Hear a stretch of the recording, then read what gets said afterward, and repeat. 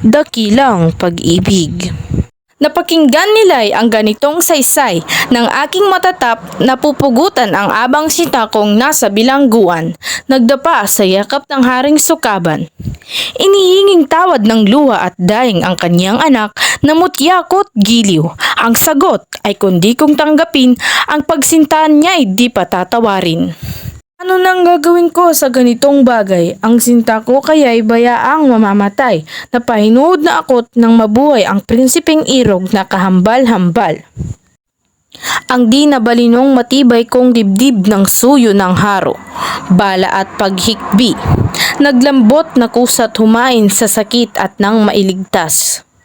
Sa tuwa ng hari, pinaniwalaan agad ang dahil ng aking luhang pumapatak. Dapwat tadhanang umaalis sa syudad sa ibang lupay kusang makawakwak. Pumanaw sa Persya ang irugkot buhay na hindi man kami nagkasalitaan.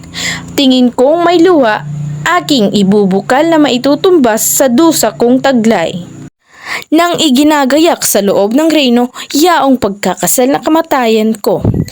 Aking naaakalang magdamit gerero at kusang magtanan sa Real Palasyo. Isang hating gabing kadilimay, labha. Lihim na naghugos ako sa bintana.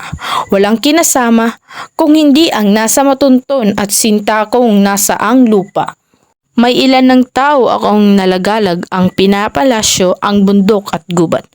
Dumating nga rito kita'y nailigtas sa masamang nasa niyong taong sukab.